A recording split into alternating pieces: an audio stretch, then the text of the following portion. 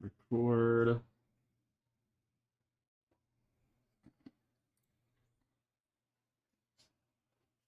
All right, let me make sure we're live right quick. Wait, Check. I'm tripping.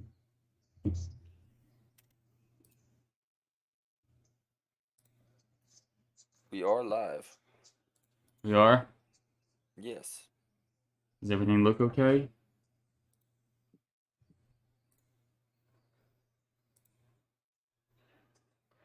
It's loading for me. Hold on. It does. Can you stream in Discord? Or will that mess you up? I can. It's gonna mess my screen up. That's fine. I just like to. I just like to look at you. Well, thank you, sir.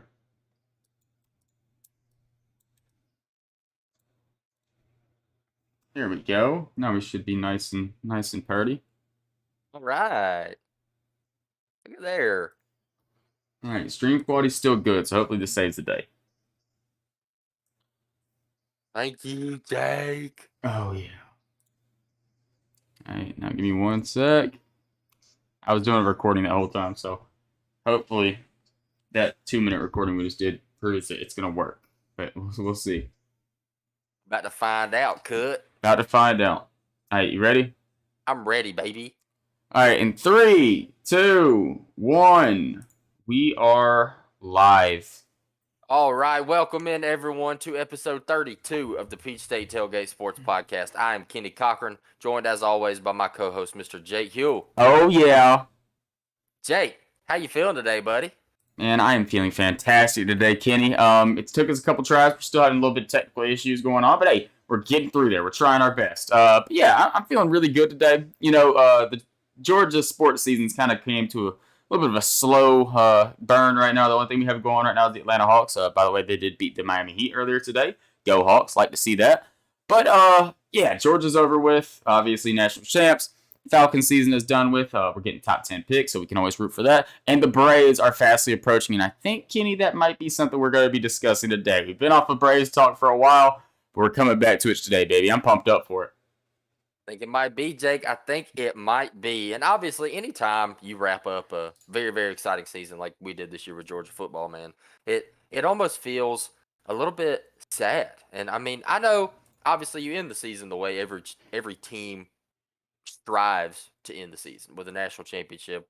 Fortunately for us, Dogs go back to back, dominating fashion. It was an amazing season, amazing time to be a fan. Had an absolute blast watching. But even with that being said, man, college football comes to a close. It almost leaves a little hole in your hearts and a hole in your life. And dare I say, Jake, I think we're going to fill that gap today with a little Atlanta Braves talk. Yeah, we are definitely going to fill that gap. This is something me and Kenny have been like texting and talking to each other about for like maybe the last week or so. Really, ever since the Monday night national championship, 2 weeks ago, last week.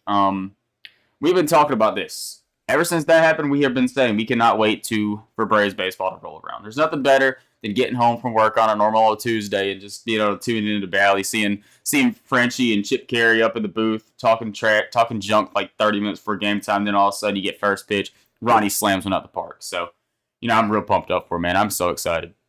Nothing better than that. Nothing worse than a long day at work. You get home, take your little shower, get ready to eat some dinner, kick your feet up, flip on Bally, and there's a PBR bull riding documentary on, and you're like, crap. Oh yeah, Day. It's terrible. What's the documentaries they play during the rain delays? What are those called again? Oh man, I don't remember, but I just hate when that crap comes on. I'm sorry, Driven. Whenever the Driven documentaries come on, you're like, oh my god, I thought the Braves played it. No, nah, we're getting Andrew Jones Driven. The same one we get on every single rain delay. And I don't know if you ever stick around after the Braves games are over, the little late night games. You're kicking back, leave the TV on Bally. I'm getting ready, nestle into bed, nestle into my pillow, and I hear TV, and I look over, and there's some 85-year-old guy talking about sports cards. I'm like, what? It's an awesome experience. What is going on? Where is Sports Center? Yeah, where is Sports Center, please? Yeah, man, I know we're both excited for that. And yeah, it's been a while. We have a lot of moves to go through. I'm going to kind of be like might sound like a broken record on a couple of these because I know we did cover a couple of these, but since it's been so long, I figured we'd just do a whole breakdown of this offseason so far.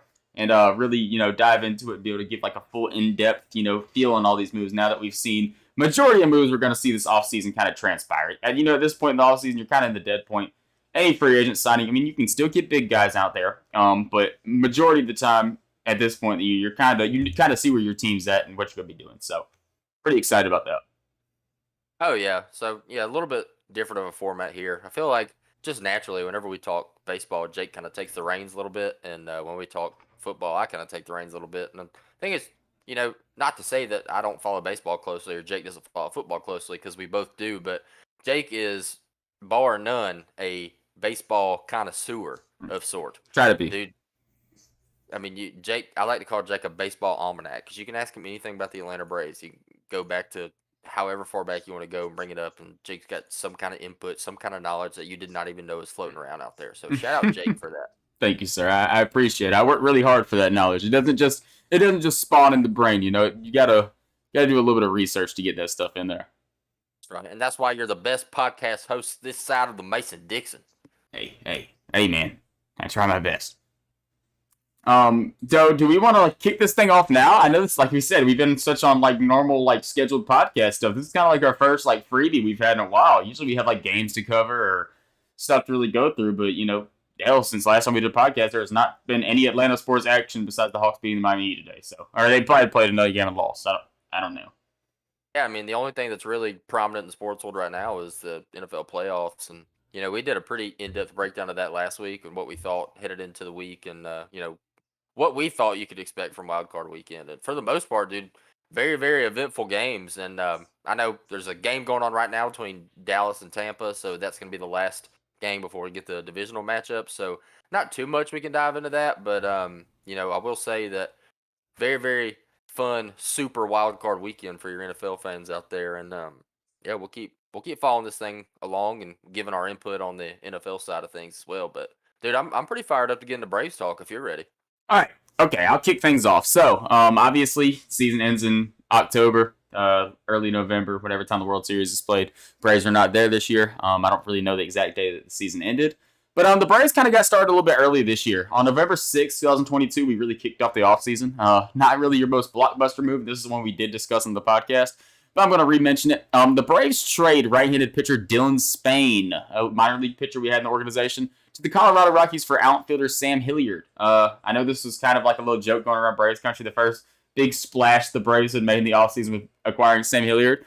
But hey, Sam Hilliard's a depth piece outfield. He's a guy that can play, I believe he can play all three spots in the outfield. And from what I've heard is he has some raw power. I just think he's a guy that has not been able to put it together yet. So definitely a good project piece. And a thing that the Braves are kind of known for doing in the past couple of years, kind of bringing guys in from different organizations that's been struggling. And kind of getting to turn things around a little bit. So I'd love to see what we can do with Mr. Sam Hilliard. Yeah, a guy whose stat line's not really going to jump out at you if you look at it. But if you consider his limited playing time, I mean, this dude's played 200 some odd games in 4 years in the MLB so far. He's posted a 717 OPS. I mean, we've certainly seen worse.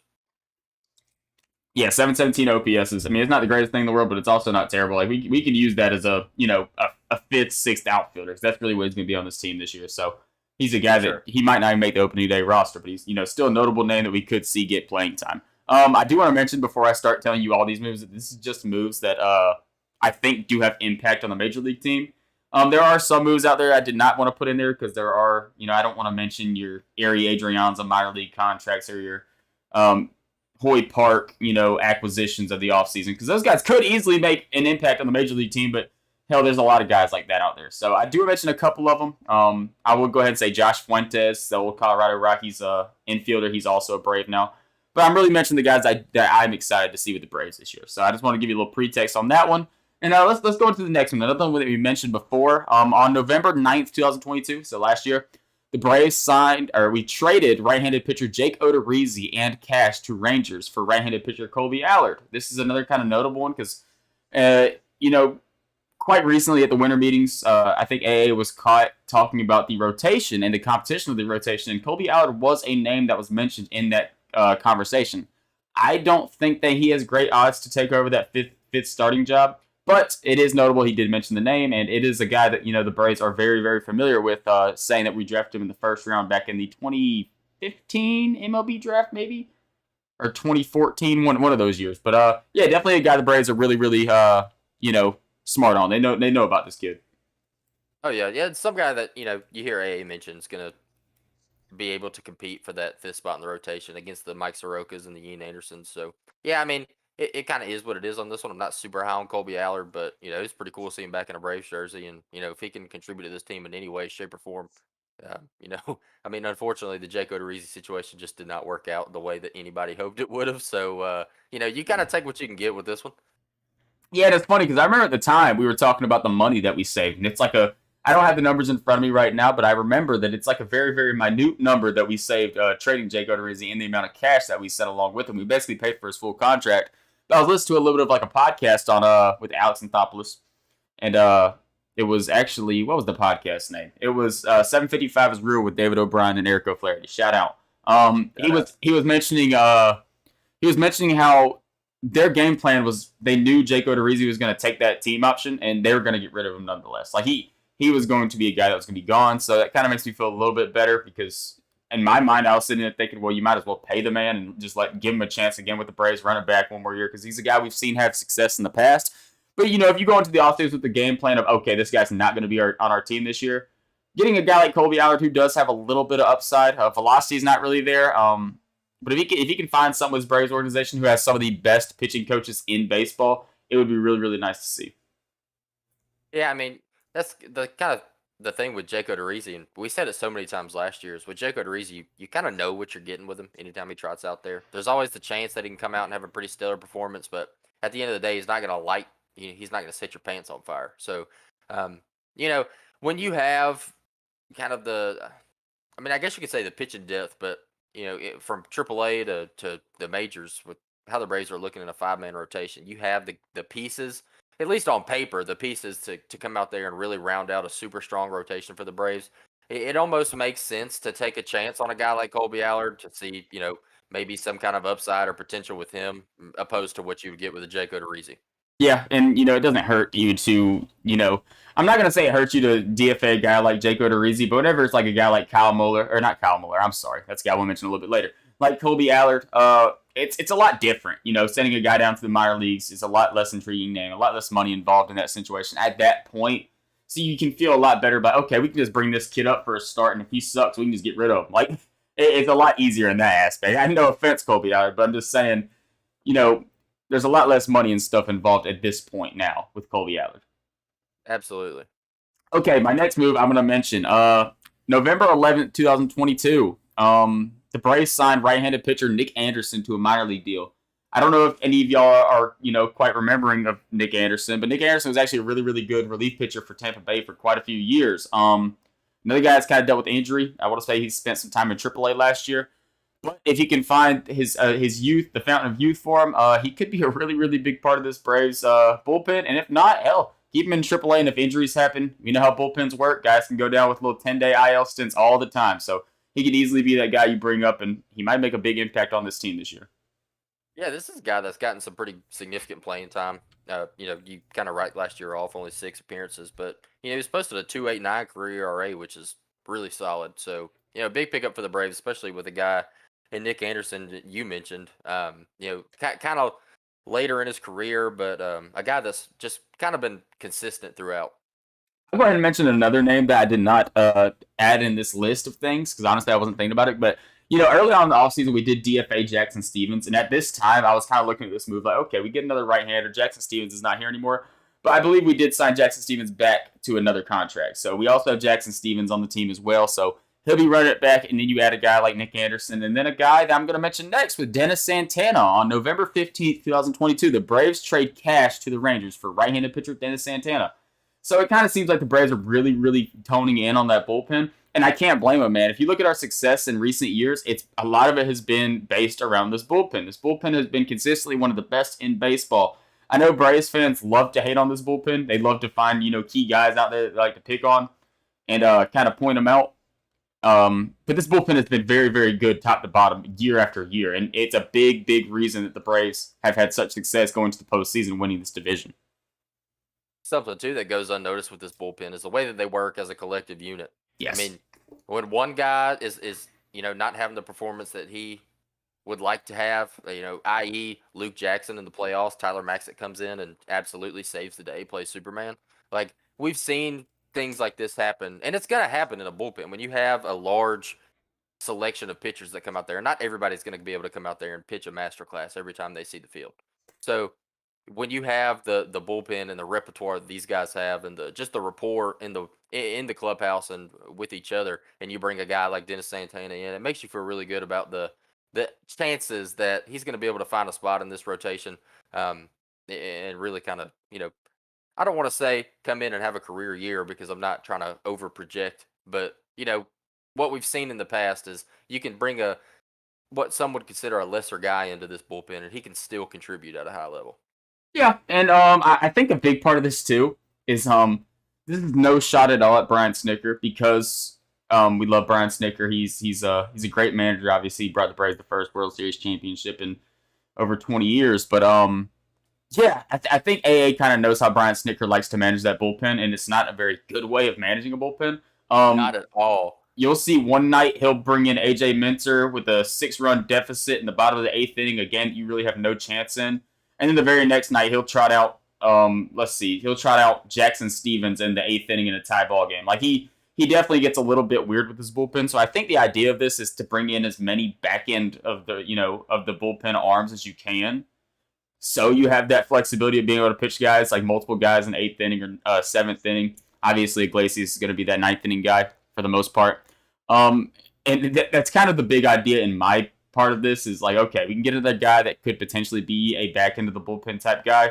Really can't go wrong with it. And, trading cash consideration, normally it's never a super significant amount. They don't even tell us how much it is. So it's not my wallet it's hurting. So I'm just going to say we got the guy for free. Yeah, that's the way you got to look at it as a fan, man. Yeah, it doesn't hurt our pockets. Baseball's a league with no salary cap. I know there's a luxury tax, but who cares? If they go over the luxury tax, it does not hurt us one bit at all. Not at all. So the next move right here, and this was a very, very questionable one. Another one that we did cover on the podcast before, but we're going to retouch it. On December 7th, the Braves traded third base prospect Justin Henry Malloy and left-handed pitcher Jake Higginbotham to the Tigers for right-handed pitcher Joe Jimenez. At the time of this deal, I saw Justin Henry Malloy involved in the deal, and I was like, oh, man, we just lost our left fielder of the future. I know I said third base prospect, but this is also a guy that can play a little bit of outfield. But then I started doing a little bit of a deeper dive on Joe Jimenez. Dude throws strikes. Dude gets outs. A amazing relief pitcher. Joe Jimenez is a stud, and I cannot wait to watch him in a Braves uniform with him and Iglesias in the back of that bullpen. And Minter should be a ton of fun. Yeah, man. Full disclosure here, I really don't know much about Joe Jimenez other than his name, and obviously he's been a guy that's played quality baseball. So I mean, losing a guy like JHM is, I think that's no one really looks at anything else in this trade other than losing JHM because, we've said it before on this podcast, man. The Braves farm system is kind of depleted right now, and for good reason. The guys that we've called up have been stellar. We've had all-star caliber players come up in the past couple of years that have just been insane, and that's what the farm system's for, right? You're not developing these players to have a good AAA roster. You're trying to develop these guys to come up and contribute to the bigs. So, it's one of those trust the process moves, in my opinion. It is. This organization has done so well at spotting out the talent they love and bringing them up quick and getting them in this major league team fast. And if they're willing to give up a guy like Justin Henry Malloy for a guy like Joe Jimenez, who honestly a relief pitcher is not really the most valuable thing to trade for in the world. I believe that there's a reason behind that. I love Justin Henry Malloy. Everything I've seen from him in the minor leagues, his slash numbers, all that fun stuff is great. But maybe, the Braves are also a big team when it comes to defense. And I don't know how his outfield defense is. He might be a terrible defender. And that's something the Braves definitely look at. Bullpen and defense are two of our really, really key things we kind of tone in on. And also, the sad thing about sports is, if you see a window to win a championship, you go all in. And if you're looking at, like, the Braves right now, looking at next season, if you're looking at a guy like Justin Henry Malloy or Joe Jimenez, who's going to have a bigger impact next year, it's going to be Joe Jimenez. He's going to play a big, big role in this team. Where Henry Malloy, you're looking more down, 2-3 years down the line. So I think the idea with the Braves right here is, a lot of teams, a lot of, prediction things out there are already saying the Braves, could easily have the best record in baseball next year. So we're definitely going to be competing, and a back end of the bullpen guy like Joe Jimenez will help that a lot. Yeah, I mean, we see this so many times in recent memory with sports, all across the board, not just baseball. I mean, talk about the Los Angeles Rams in the NFL with the famous quote from the GM, "F them picks." Like, Mm-hmm. you trade all those draft picks and it results in a championship. I mean, that's what you play the game for, guys. I mean, it's really irrelevant to think about it any other way. And obviously, with the Atlanta Braves, we're a win now team. We just won the World Series, so when you can put your team in a better position to win now, you're always going to take that instead of looking multiple years down the road. Especially with a such a young team that the Braves have in general. It's not like this is a veteran loaded team that is going to be depleted in 3 or 4 years. Like this team's set up for the future, man. Yeah. I want to say we have six of our eight normal position players locked up right now. That's not counting Von Grissom, who is under team control for quite a few years now. Uh, but that trade right there was interesting. But I'm going to bring you into the most controversial trade of the offseason right here. This is the biggest move of the offseason, probably the biggest trade in baseball as a whole, the whole offseason. And that trade happened on December 12th. The Braves traded right-handed pitching prospect Freddie Tarnick, catcher Manny Pena, right-handed pitching prospect Royber Salinas, left-handed pitching prospect Kyle Muller to the Oakland A's. We traded William Contreras to the Milwaukee Brewers, while the Brewers sent second base prospect Esteury Ruiz to the Oakland A's, and the Braves acquired catcher Sean Murphy. This one was definitely one that opened a lot of eyes, and Wild Bill, R.I.P. Wild Bill, little shout out on the podcast. We did not mention this one on the podcast. This was during our kind of time away from the podcast during the holiday season.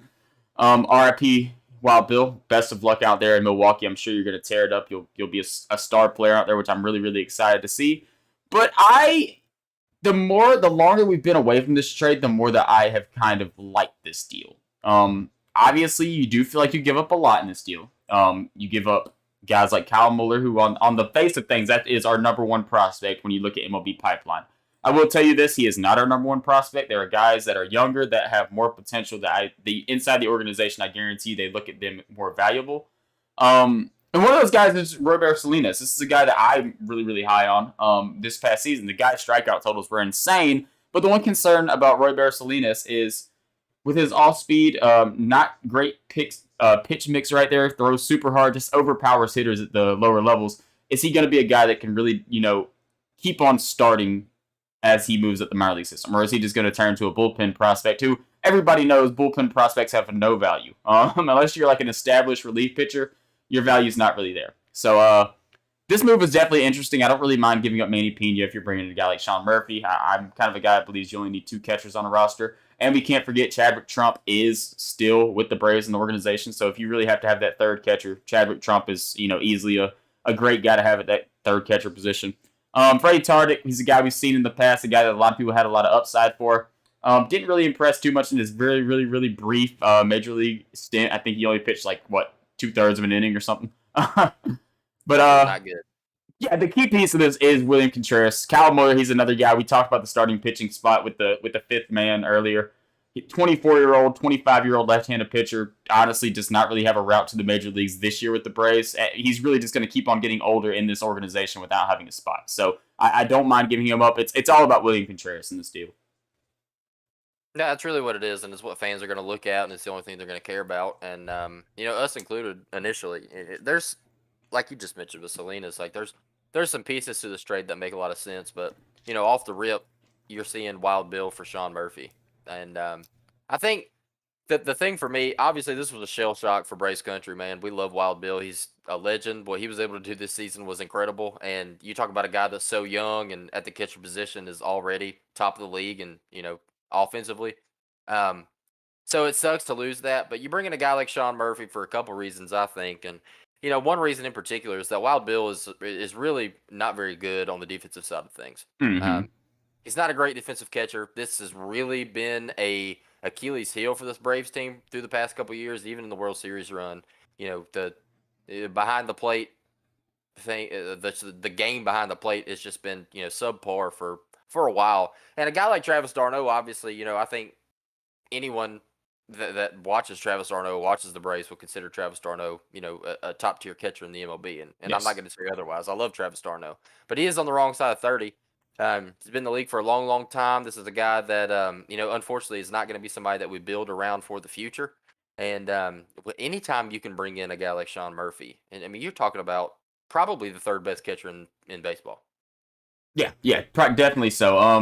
You could argue top two. I would say Will Smith and JT Realmuto, me personally, but Sean Murphy's definitely he's definitely top three. I think defense definitely puts him up there in the conversation with Realmuto. He is the closest thing defensively you can get to JT Realmuto. That's not JT Realmuto. So Yeah, I would for sure. The conversation for me would be centered around JT Realmuto, Will Smith, obviously Wilson Contreras, and Sean Murphy. Would kind of be where I would round and it out. Adley, Yeah, Adley's up there. He's another young gun out there Adley's showing a what he's made stud. of. Dude, he's a dog. But yeah, a guy like Sean Murphy, dude is amazing behind the plate. One of the best defensive catchers, obviously, probably second best behind JT Realmuto. What he can give you on the defensive side of things is amazing, and the offensive numbers are there too. This isn't a guy. I mean, look at what Wild Bill did this season. It's really unheard of. And I'm not gonna sit here and bash Wild Bill and say that you can't expect that from years to come, because he could come out here and be the next. I don't even know, but. What Wild Bill was able to do this season was amazing, and obviously Braves fans, we will forever love Wild Bill. Give the man a statue. I do not care, but you bring in a guy like Sean Murphy, this is a guy you can build around for the future. He's great offensively. He's elite defensively. And I don't know, man. I really like this for the Braves. Looking back on it, it really is like you said. The more that you sit back and look at this trade and how this affects the Braves, you become a fan of it more. And again, this is just another piece of AA. Bringing in a guy, also long term deal for this guy too. This isn't just another example of setting the team up for to win right now, and also to win right. Like, your window is growing, and you bring in a guy like Sean Murphy, your window is just extended by another 4 or 5 years. Yeah. I mentioned it earlier with the defense when it comes to Atlanta Braves. They like defense. They want to be able to play, great defense, help their pitchers out a lot.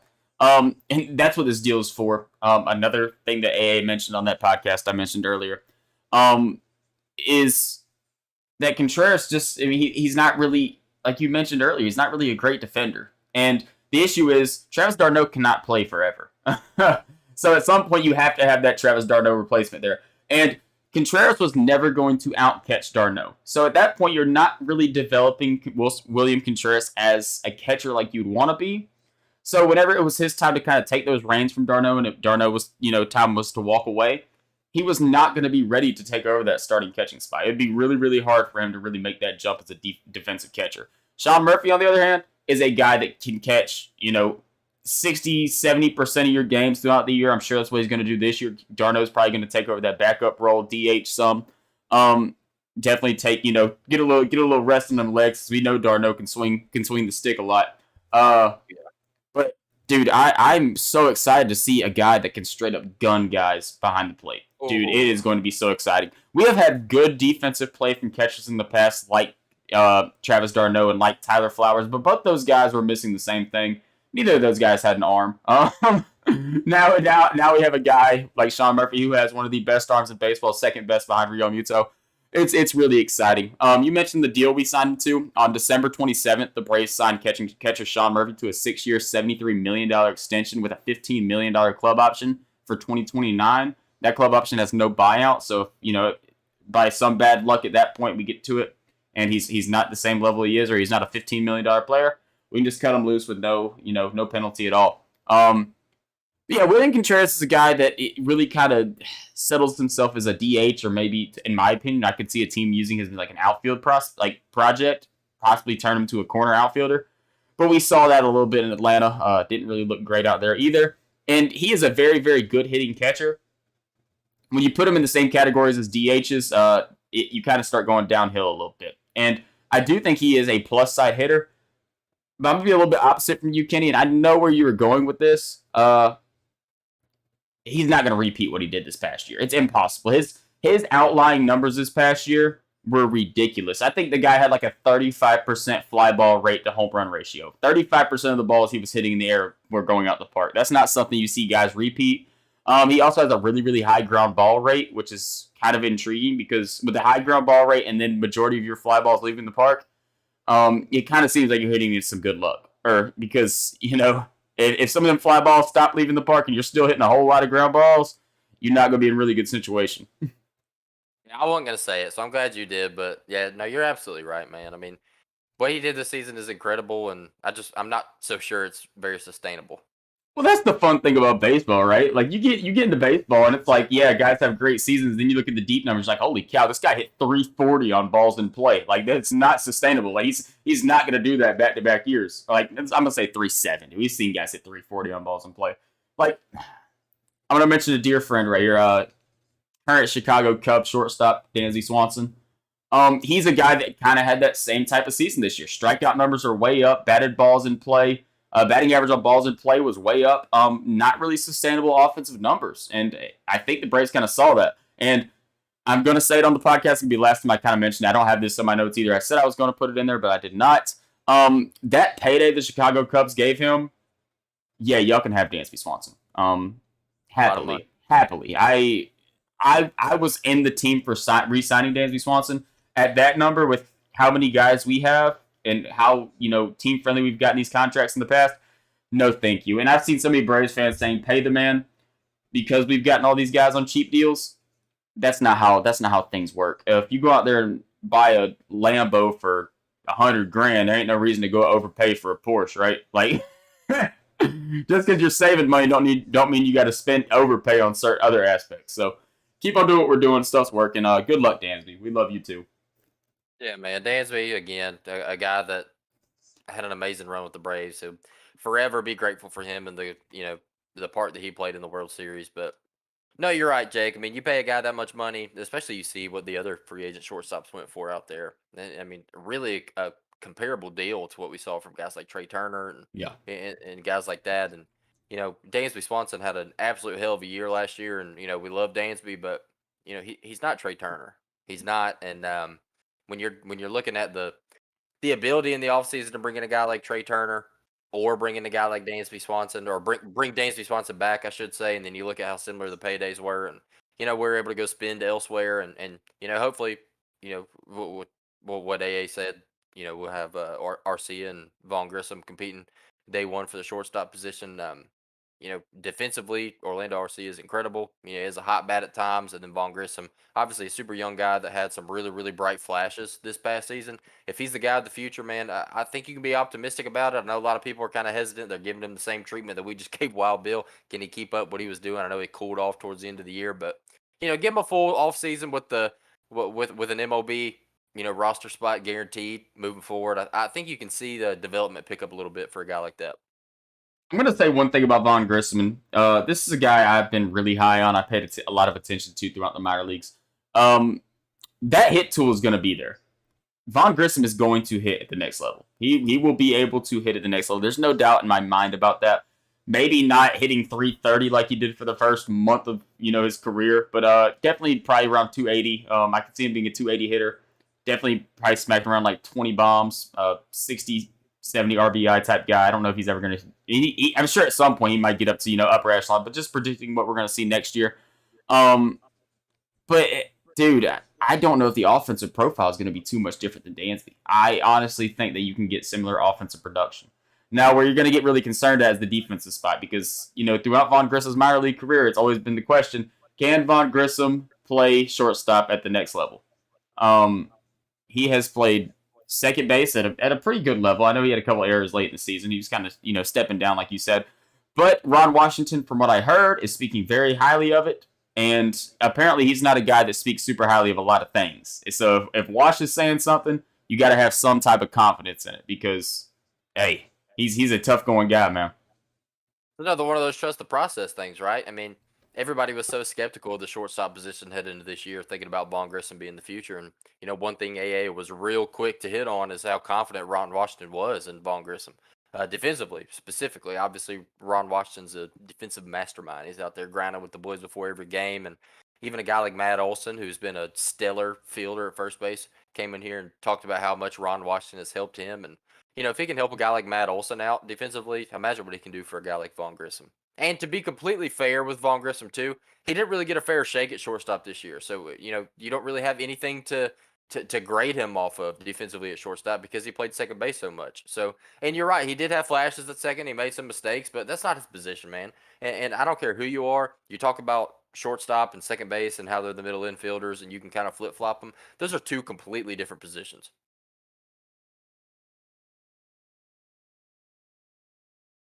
Jake, I lost your audio.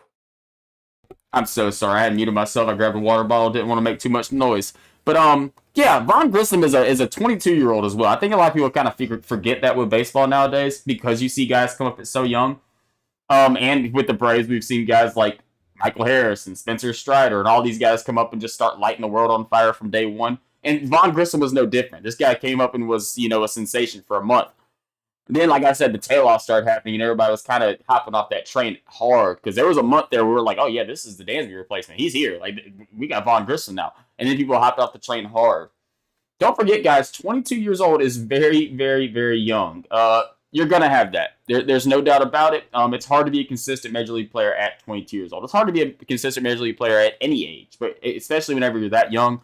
Keep your confidence in this guy. I know you mentioned Orlando Arcia. He's a guy who honestly might be the everyday shortstop to start the season. I would not be surprised at all. I honestly would be surprised if Von Grissom starts the season in AAA just to get some more development and play time at short.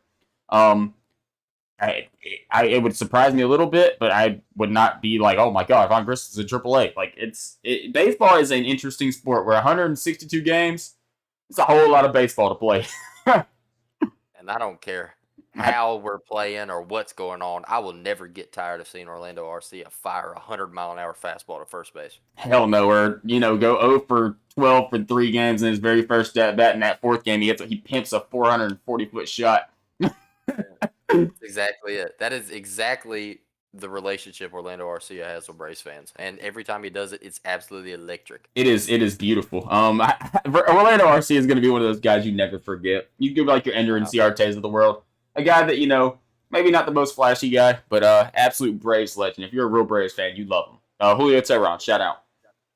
Shout out Julio. Yeah. Let me not disrespect Julio Teheran, though. He made 2 All-Star teams in Atlanta. I guess Ender made an All-Star team, too. So I don't know if Orlando is ever going to quite get that opportunity.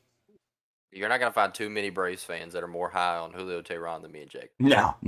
I love Julio. There was a while with Luke Jackson, we were the same way. And look what happened. He turned it around. So there you go, baby. Next move. Okay, we're gonna kind of slow things down a little bit right here. We're gonna get a little bit slower. Not nothing too big, but definitely a very intriguing name. I think people can get excited about. Braves sign outfielder Jordan. This is on December 19th, by the way. Braves sign outfielder Jordan Luplow to a 1-year, $1.4 million contract. This is a name that was kind of floating around at the trade deadline this past year before we brought in Robbie Grossman. A guy that has big time power, can play the outfield spots well, has a great arm. Just has a little bit of problems making contact with the ball consistently, but the power is definitely there. I'm excited about this move because, again, I mentioned with this Braves lineup, there's something about Atlanta, man. Atlanta loves to hit home runs. It's definitely, we have a home run friendly park, so that does help the case. But we bring in some of these guys, man. They're having down years, and they just come to Atlanta and start smacking shots. So Jordan Luplow just seems like one of those guys that's going to come to Atlanta and be like a 20 home run guy. Dude, I love this pickup. I love Jordan Luplow. I've always been a fan of Jordan Luplow. This is one of those unique situations where you see a guy with super experience at the major league level, and he's still 29 years old. So this is a guy that can still be developed, and like you just mentioned it, Jake, something about this Braves team brings out the best in people. So you bring in a guy like that, and call it a hot take if you want to, but I don't really think it's too hot. The Atlanta Braves outfield, if Jordan Luplow's the starter, day one in left field, is going to be the strongest armed outfield in the history of Major League Baseball. I want to say him, Michael Harris, and Ronald Acuna are all in the 95th percentile of average velocity on their throws, which is insane. They're all 3 are top 5 across the board in Major League Baseball. It's going to be crazy. This guy can straight up gun people. He can hit bombs. Like I said, get the batting average up a little bit. It's there. Very, very similar offensive profile. Maybe not as consistent as a guy like Adam Duvall. Duvall's always been kind of a guy that's going to give you like a 212, 220, somewhere in that range batting average, but he does have a lot of power. And, it's kind of hard to really judge Luplow's power numbers because we look at last year, he did have 205 at-bats, which is not a huge sample size. Dude hit 11 home runs. So if you give him, 600 at-bats in a season, that's 33 home runs.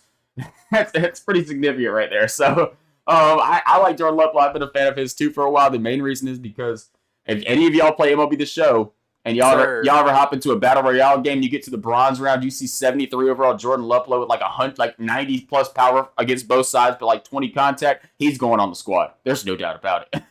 Got to, baby. He is a absolute no-brainer battle royale legend. Love Yes. that. Jordan Luplow is a dog in BR. I'm happy you got that reference too, Kenny. I know you play. I know you also, get into the MLB The Show world. We're getting close to it. We're both excited about that as well.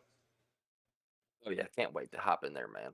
Not too much longer. Not too much longer. Okay, I got two more. Two more moves that are notable. They're not really the most super notable things. We're kind of through all the big time deals. But this one right here was pretty fun because another thing from the podcast Liz too kind of brought this up. On December 28th, the Braves traded shortstop Caleb Durbin and right-handed pitcher Indigo Diaz to the Yankees for Lucas Luetge. This is an interesting one because I know Indigo Diaz is a name that a lot of Braves fans have been familiar with because he's a minor league pitcher that's kind of been coming up through our system for the past couple of years. A relatively big, not big, but a name that quite a few people know, even if you're not like a big prospect guy. But like he's a great left-handed pitcher, man. He's on the older side. I want to say he's on, like north of 30. I think he's like 34, 35. But he's still a guy that has some team control. Like I think you have 2 or 3 years left of this guy because he did step away. He couldn't play in the major leagues for like 5 years, and then the Yankees brought him up, and the guys put up a sub-3 ERA in back-to-back seasons. They DFA'd him. I don't know what their thought process with that was, but I heard on the podcast that before the Braves made this move, they called Mr. Darren O'Day up. This is straight from Alex Anthopoulos. He called Darren O'Day on the phone and asked about what type of personality Lucas Luetge has. And Darren O'Day said he is a great guy. He's really good in the clubhouse. He's good to have around guys. And at that point, AA said he was sold. He was making this move. But he said if Darren O'Day would have said one bad thing about this guy, he was not gonna pursue him. So that's very interesting how sports world kind of works. You're calling up one of your former players, a guy that was not even that big of a part on this team. I know I have heard the rumors about the clubhouse stuff saying he was huge for the bullpen and all that stuff, all the chemistry. But not on the field, he's never that big. But now you're calling him up, making like big, relatively big moves, asking his opinion on it. So another guy, obviously the Braves like to have left-handers in the bullpen. We're kind of low on lefties right now. I think it's just AJ Minter and Dylan Lee. So you add another lefty to the pen. Probably not a back-end guy, doesn't really throw super hard, but a guy that can pitch to contact and get some outs. Yeah, man, this is another depth piece for us. And you talk about it with having a little bit of control on there. A guy again, is super experienced. You mentioned it with the 5-year hiatus, wasn't able to play, but a guy that's had success in the past, especially recently with the Yankees. So you bring in a guy like that, especially a lefty in this bullpen, like you just mentioned, that we're lacking a little bit. Is I think you kind of preface this by saying it's not a super notable pickup, but I think this is pretty notable. Oh yeah, no, he's going to be on the major league roster, so that's Sure. pretty notable. He'll be pitching with the Braves on opening day. I almost guarantee that. 100%.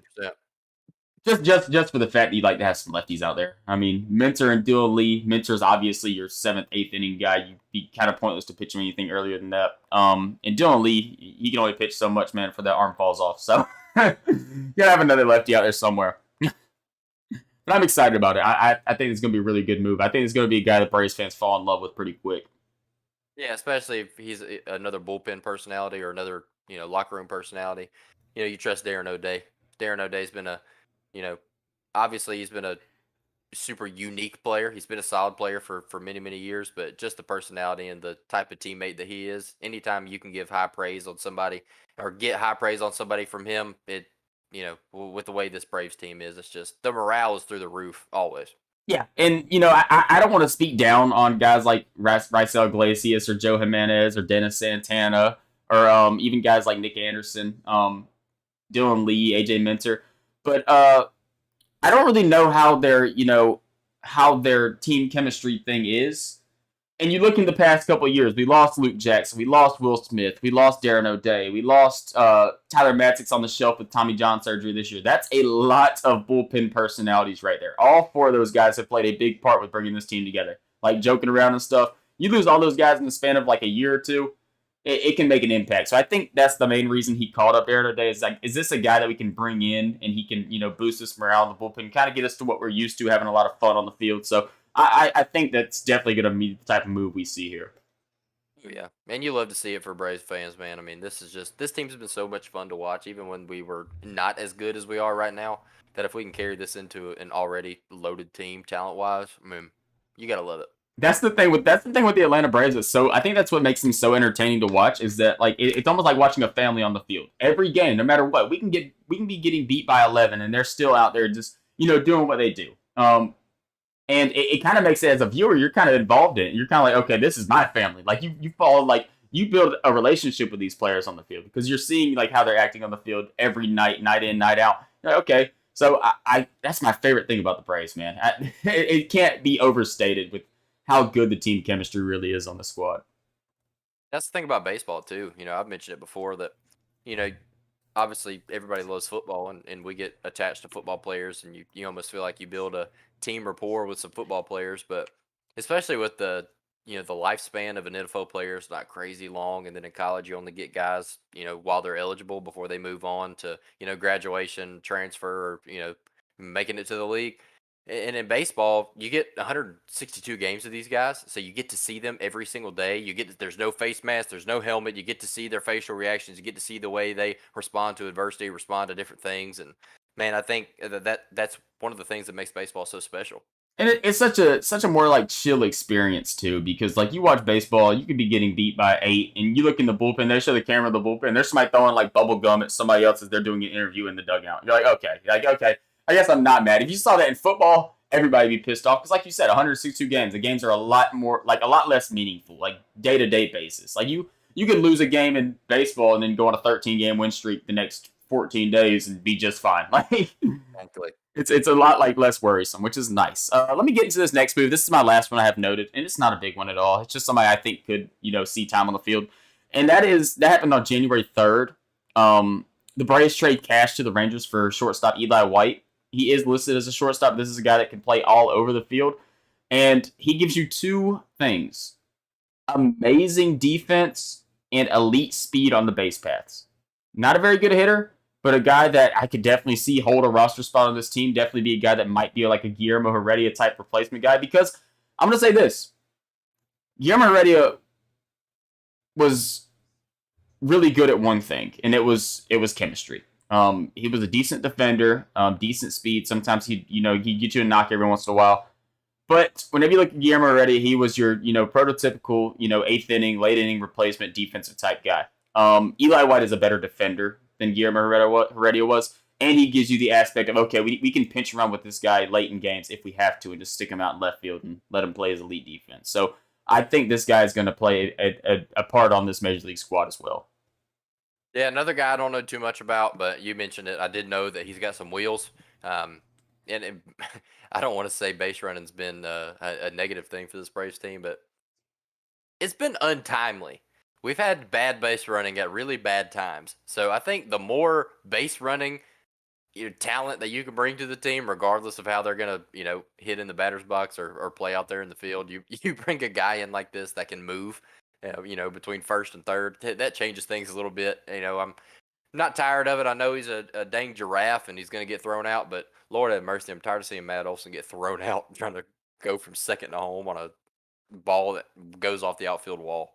To be fair, I think we all love Ron Washington, but he is trigger happy. Yeah. If he thinks you have a 10% chance to make it home, you're going. Like he's waving it. Matt Olson, he's just over there trotting. Matt Olson, we all know Matt Olson's slow as dirt. But Ron Washington will wave him as the ball hits the cutoff man's glove. Does not care. Hey, that's the exciting thing with the Braves, man. That's my last move I have noted. Is there anything that you would like to discuss on this offseason? I do have actually one more thing, Kenny. I'm sorry. This is not anything too big. Let me pull this thing back up real quick. I pressed the back button a million times since I clicked off of it. Oh, that's my Sean Murphy contract, Jordan Luplow contract. Oh, I must have exited out of it. Oh, no, it's right here. I'm tripping. As you know, John Coppolella has been reinstated in baseball. I don't think we mentioned that in the podcast yet, but Coppy's really a key guy in this, Braves' success nowadays. Because a lot of the moves he made to have major impacts on this team. He brought in guys like Max Fried and Dansby Swanson. I think he signed the Ronald Acuna extension, the Ozzie Albies extension. Like, he was there for a lot of stuff. But he did one bad thing, and he was illegally negotiating with international prospects. So it got the Braves really, really harsh penalties for quite a few years in an international free agency market. And last year was the first year we could kind of go in. That's the year that we signed infielder Diego Benitez and outfielder Douglas Glad. Obviously, international free agency is kind of a weird thing because these guys sign at like 16 years old, so you're really not going to know anything about these guys for a couple of years. But this year we went out and got a pretty notable one. Luis Guanipa. This is a guy that nationally is pretty known. MLB Pipeline had him ranked as the 34th international prospect, but we all know how MLB Pipeline is. Nobody really respects them. Baseball America had him ranked as the 10th, so I kind of lean more towards Baseball America. There was a while there that Christian Pache was our number one prospect, and Michael Harris was in the system tearing it up, and they refused to change it. So MLB Pipeline's kind of known for that. If you're a big name guy, you're going to get a lot more love. So Baseball America ranked this guy as the 10th best prospect. He's an outfield prospect. Like I said, he's 17 years old, so we probably won't see much from him for 5 or 6 years. But hey, it's still notable the Braves are spending a little bit of money in that international free agency.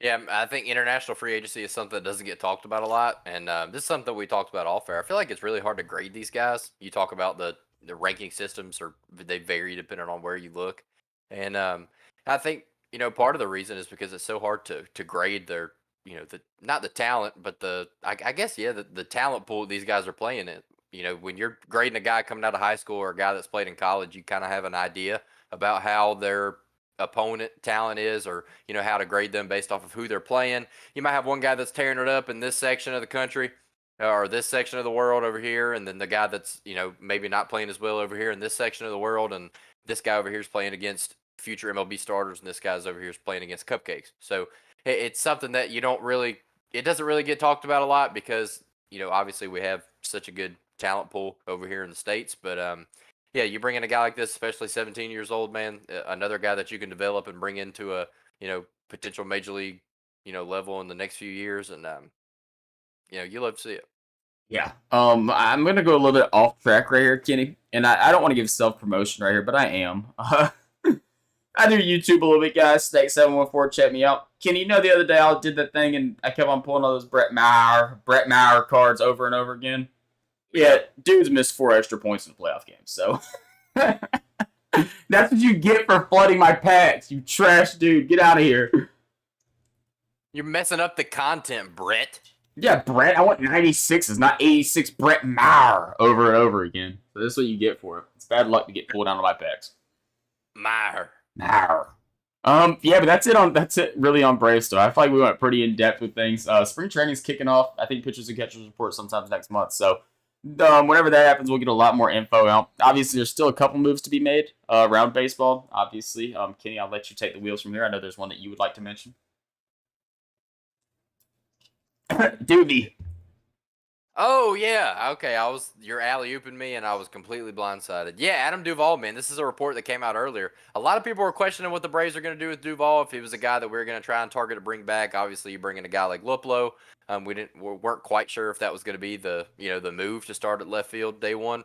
And a report came out earlier that the Braves and Mets are the top 2 contenders right now in negotiations with Adam Duvall. So don't do it, Duvie. Don't be a Met. We don't need that. We don't want you there. We don't want to see you there. You don't want to be there. You don't want it.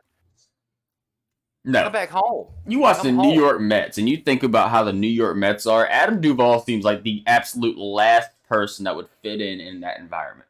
Because he's gonna bat 220. He's gonna hit his home runs. Mets fans are probably gonna hate him. Like, we know how Mets fans are. In New York, if you don't succeed day one, if you're not a guy that just lights the world on fire, they hated on damn Francisco Lindor. If you can hate on Francisco Lindor, you can hate on damn near anybody because he has to be one of the coolest guys in baseball. So, look, don't hate on Francisco Lindor because he'll go on a cold streak, but I'm gonna try to keep this PG, but they will do something similar to what you do to a bike with Pete Alonso. And with the oh no. I don't know how to keep that PG, but you know what I mean. I know what you're talking about. Look it up. Look it up. What do you do with a bike? What do you do with a bike? Francisco Lindor, Pete Alonso. Type that in YouTube. See what pops up. What is the profane term for a men's genital area? Oh, shout out if you're below 13 years old. You're probably not fitting in right now, guys. I'm sorry. You're probably laughing. Shout out Doovie. Shout out Duve. We love Duvey. I'll be down to bring him back. We also can't forget to mention we do have Eddie Rosario still on the squad. A guy that I know me and Kenny both really, really enjoy. If he could pick things up, turn things around from last year. Can't forget this guy was blind for half a season. So he's been a professional hitter throughout his career. Always been a guy that's put up pretty consistent numbers. Been able to kind of swing the twig a little bit. I expect him to have a good turnaround. Also, I know people hate him. Marcel's going to be back next year, baby, and Yes, he is. a Marcel turnaround is coming. I have one rule in sports, and that is it's kind of a terrible thing to say, but if you put on my team's uniform, I am going to root for you as much as I can. And the same goes for Marcelo Zuna. He is going to be in a Braves uniform next year. I will be rooting for that man next year. I mean, the play that we've seen from Marcelo Zuna, not just on the Braves, but Miami, St. Louis, wherever you want to talk about, it has been top of the line at times. And for a guy to come into Atlanta and immediately have an MVP caliber season at DH in the COVID year, and then to have all the off-field stuff, I know the off-field stuff can't go unnoticed. You don't want that trash in your clubhouse, but like we mentioned a million times on this show, with the way that this Braves team is and the rapport that we have with each other, and the way that the relationships that the players have with each other, and then you tack on top of that all the baseball stuff and the business aspect of we're paying them all this money. This is the guy that you want to see produce, and he's not going to be able to if you don't give him an opportunity. So Braves fans, we really need to look at it from a team perspective, and we're going to put the best guys out there that give us the best chance at winning. And if Marcelo Zuna is that, then he's going to have my support. I know I have your support. And at the end of the day, if he comes out there and bats for 300 and hits 30 bombs, nobody's going to care. No. And another thing is, like, this Braves team has always been a squad that's, like, it's kind of like the poster child of, team chemistry, fun baseball. That's kind of what the Braves are. Like, around baseball, we're kind of known for that. And if there was any question about Marcelo Ozuna's, like, personality and what he is to a clubhouse, he would be off this baseball team by now. There is no doubt in my mind that he would have been gone. So there's definitely some positive aspect to having Marcelo Ozuna around. And you can see it on the field. I mean, obviously, off the field issues are a little bit different, but on the field, the dude seems like an amazing teammate, a guy that's always there for his guys. After the DUI situation, he was still with the squad. He was still with the dugout. Obviously, he didn't play for a couple weeks. I think Snit kind of did that as like a punishment thing to him. But he was still in the dugout, congratulating his teammates on home runs, like doing all the same things we expect from Marcelo Ozuna. So I'm excited to have him back. I know it's kind of been a move. Like everybody's asking, oh, is Marcelo Ozuna going to be DFA'd by the Atlanta Braves? Or is he going to be gone by spring training? No, Marcelo Ozuna is going to be on this baseball team. There's no point to get rid of him because you'd be eating 17, 18 million dollars in dead money. And you either have production from him or you eat that money. And I would rather just take my chances with Marcelo and see what he can do because the batted ball profile is there. Marcelo Ozuna is a guy that even last year and the year before he was hitting the ball hard. Marcelo Ozuna does one thing: it's hit the ball damn hard. Now if he can find holes and kind of tone down on the strikeout numbers a little bit, kind of put up a little bit more competitive at bats at times, that's going to make the key difference for him. But like you said, it was just 2 years ago that this man had an MVP type season, or I guess 3 seasons ago now. And even all the years before that, he was a plus hitter at the major league level. So I think it's going to turn around. The DH spot is going to be his day one. He will be starting in that DH spot game one, or I'm pretty sure. I don't think they're going to trot d'Arnaud out there, first game of the season. I think it's going to be something we kind of see involved a little bit later on. Especially with how we saw Snit deal with Contreras at DH last year. He kind of refused to DH him because there was only 2 catchers on the roster. I don't see that changing because Travis d'Arnaud and Sean Murphy are on the squad. But yeah, I'm excited to have Ozuna back and see what he can produce. No, I am too. You got to pull for this guy if you're a Braves fan. I know the off-field stuff's there, but at the end of the day, if this guy can contribute to the team, help win another championship, that's all you can ask for. Mm-hmm. All right, is there anything else you want to talk about? We're going to do a short podcast today. We're about an hour right now. That's it for me, man. I mean, aside from NFL wildcard, which is going on right now, we don't really have much to talk about. So I say we roll out of here, hop in here next week, get some football looks and get ready, man. I mean, baseball season's right around the corner. College hoops are picking up. We got March Madness coming up. A lot of potential betting opportunities coming up here shortly for the show. And, something that we've been kind of losing here lately with college football ramping out. And I'm excited to get back into the picks, get back into the money-making side of things because we are still hot over here, boys. We still got a significant winning record. So we hope we can carry that into some other sports and help win y'all some money. Yeah, real quick shout out when you mentioned March Madness, it kind of reminded me of it.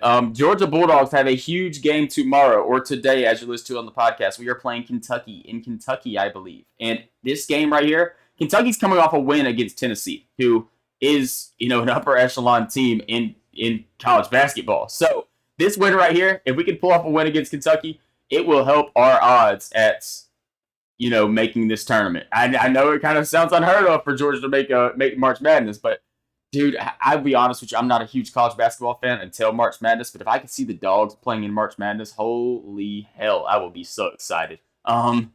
We do have Got the boys buzzing right now. buzzing right now, dude, and we have another big game against Vanderbilt coming up this week. Keep track of these SEC games, man, because March Madness is getting close, and this Georgia basketball team is kind of rolling right now. So we have a legitimate chance, and if we can pull off some of these wins, I'm probably going to be tuning into these games. Like I said, I'm not usually a big regular season college basketball guy, but whenever we get meaningful games like this, you kind of got to tune in a little bit. I'm going to check out this squad for the next couple weeks. I'm excited about it.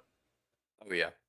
But yeah, that's it for me. I'll go ahead and wrap things up on my end. Kenny, I don't know if you're done wrapping things up on your end, but I'm going to go ahead and say thank you guys so much for the support and stuff. It's beautiful. Braves are rolling back around. Hawks are kind of getting on a little bit more of a hot streak right now. We just won today, so hopefully we can bring some more Hawks talk into this as we enter the slower months for our podcast type deal. Yeah, man, just thank y'all so much, and we'll see y'all next week. Yeah, see y'all next week. Hey, NHL All-Star break's coming up. Shout out Andrei Svechnikov making the All-Star game. Proud of you, buddy. Canes are hot. Let's keep this thing rolling. Svech!